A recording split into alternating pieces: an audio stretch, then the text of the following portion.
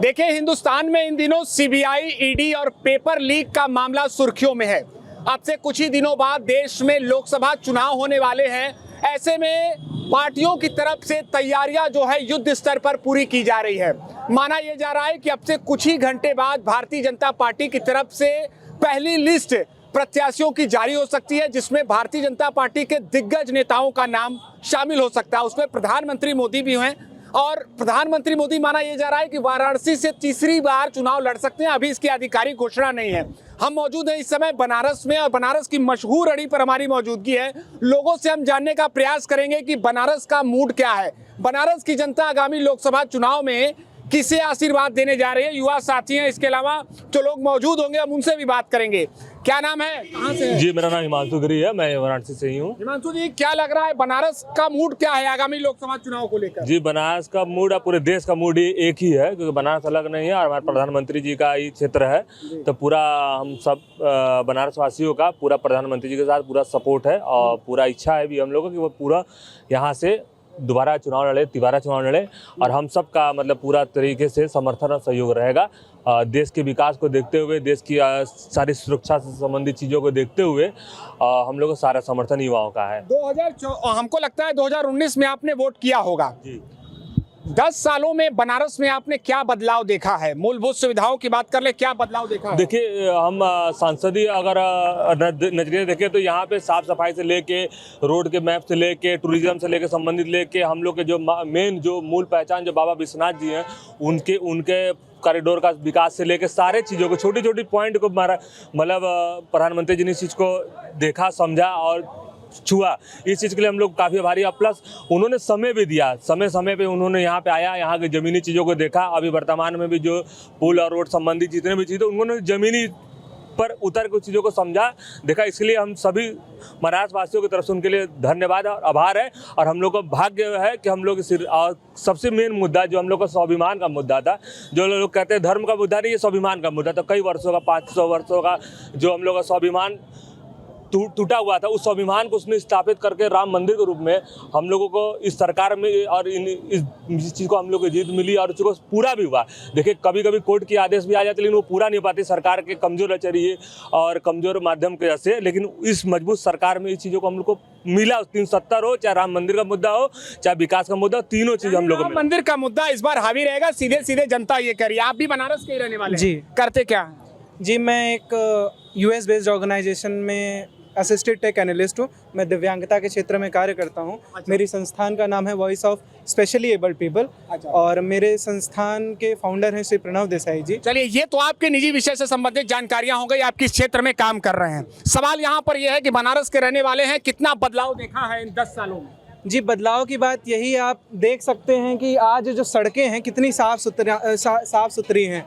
जो मानव के बेसिक संसाधन आप कह सकते हैं, चाहे बिजली, पानी, ये सबको पर्याप्त मात्रा में मिल रहे हैं। 2014 के पहले आप जानते होंगे, बिजली, लोग आस लगाए रहते थे कि अब बिजली आने वाली है।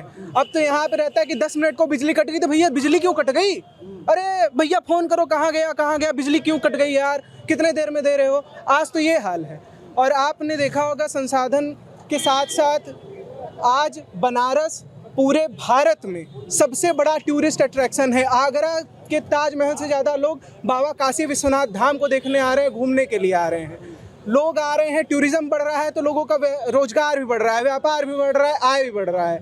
चाहे वो नाविक हो, चाहे ठेले कुमचे वाले हो, चाहे वो सामान वाले हो, चाहे सुवीनियर बेचने वाले हो, सबका आय जो है वो 10 गुना के करीब बढ़ा हुआ है। ये आप यहाँ पे किसी भी जनता से पूछ सकते हैं, आप ग्रोथ देख सकते हैं। इनकम कह दिया आपने कि बढ़ा हुआ है। एक सवाल यहाँ पर यह है कि क्या तीसरी बार अगर प्रधानमंत्री मोदी यहाँ से संसदीय का चुनाव, बतौर सांसद चुनाव लड़ते हैं तो जनता जनार्दन आशीर्वाद दे रही है उनको? जनता जनार्दन तो आशीर्वाद दे रही है। सबसे बड़ी बात कि बाबा महादेव स्वयं उनको आशीर्वाद दिए हुए हैं। और दे भी क्यों ना, उनके इष्ट राम जी क्यों, मतलब आप समझ सकते हैं कि राम मंदिर का जो मुद्दा है वो आस्था का कितना बड़ा विषय है हिंदुओं के लिए।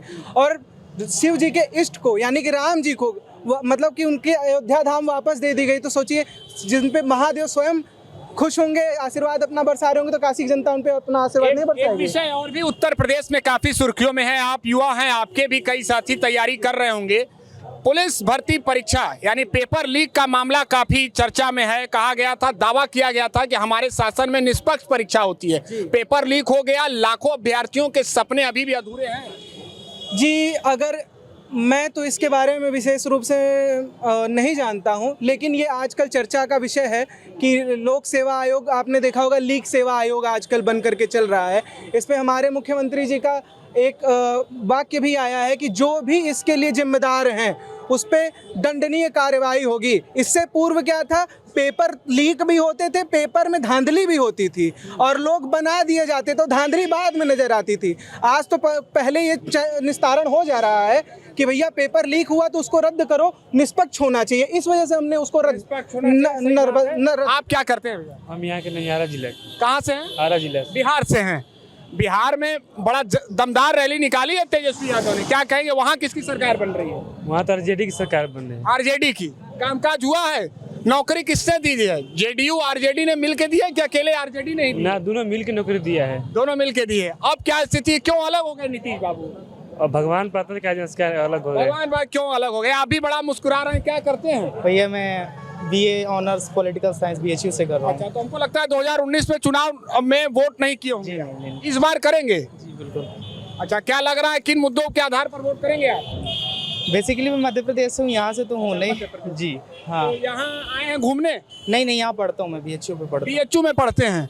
लग रहा है बनारस बदल गया है 3-4 साल में। हाँ, काफ़ी कुछ तो बदला है, ऐसा नहीं है। मोदी जी के आने के बाद काफ़ी कुछ बदला है, लेकिन कई मुद्दे हैं, बेरोजगारी है। हाँ। और यहाँ पे जैसे आरओ का परीक्षा हुआ और अभी पुलिस विभाग वाला जो परीक्षा हुआ उसमें कहीं ना कहीं हुआ है धांधली। अभी 1-2 दिन पहले इंटरव्यू आया था अखिलेश यादव जी का, उन्होंने बताया कि 50-60 लाख परिवारों का जो हुआ है, ठीक है, उसमें से उनके माँ बाप को भी जोड़ लेंगे तो 2-2.5 करोड़ पहुंच जाता है। उनमें से अगर एक डिस्ट्रिक्ट में भी आप उत्तर प्रदेश में लगा लेते हो तो लगभग 2.5 लाख लोग प्रभावित हुए हैं। अगर मतलब 2.5 लाख परिवार प्रभावित हुए हैं, सोचिए, तो इसमें से कहीं ना कहीं वोट का परसेंटेज में जरूर ये मामला यानी कि चुनाव में मुद्दा बनेगा। बिल्कुल। हमारे देश में सबसे ज़्यादा युवा ही हैं, तो युवा तो कहीं ना कहीं प्रभाव डालेंगे ही। अगर निष्पक्षता नहीं होगी तो दिक्कत तो होगा। बिल्कुल। बात कर रहे हैं तो आपने एक रिपोर्ट भी देखा होगा, पढ़ा लिखा युवा कितना, मतलब कि कितना योग्य है।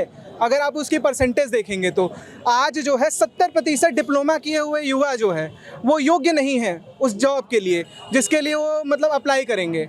ठीक है, तो इससे क्या साबित होता है कि पढ़ाई तो हो रही है, यहाँ पे शिक्षा का जो सुधार है, लोग क्या नाम है डिग्रियां तो लेते जा रहे हैं लेकिन योग्य नहीं हो रहे हैं। ठीक है, आपकी बात सही है कि योग्यता के आधार पर नौकरी मिलनी चाहिए, लेकिन सवाल यहाँ पर यह भी है कि आपने दावा किया था कि उत्तर प्रदेश की कानून व्यवस्था सबसे बेहतरीन है, सबसे बेहतर है। जी। तो आपको तो निष्पक्ष परीक्षा करानी चाहिए ना? बिल्कुल करानी चाहिए भाई। जो पेपर देने जाते हो तो योग्यता के आधार पे ही जो जाता है, बिना योग्यता को तो जाता नहीं। अगर वो बेचारा वहाँ से निराश होकर आता है तो कहीं ना कहीं तो प्रशासन की जिम्मेदारी बनती है। आपको क्या लगता है हिमांशु जी कि यहाँ पे सरकार कहीं ना कहीं चूक हो गई?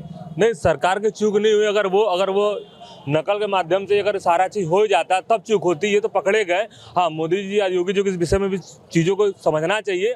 और जैसे उम्र की कैटेगरियाँ या कई चीज़ें जो बिंदु है तो अभ्यर्थियों को उन चीज़ों को मौका देना चाहिए ताकि उनका उम्र वगैरह को एडजस्टमेंट करके, ताकि उनका जाए ना प्लस फीस वगैरह जो फॉर्म भरने का उनको माफ़ी करके अपने तरफ से इस परीक्षा को निःशुल्क करके पुनः उसी पे करवाना चाहिए सरकार को। परीक्षा करानी चाहिए। ऐसे में बनारस की जनता से हम लगातार बातचीत करते रहेंगे और जानेंगे कि उनका मूड क्या है। लेकिन फिर से हम आपको बता दें कि कुछ ही घंटे में भारतीय जनता पार्टी की आगामी लोकसभा चुनाव 2024 के लिए पहली लिस्ट जारी हो सकती है। एबीपी लाइव के लिए निशांत चतुर्वेदी, वाराणसी।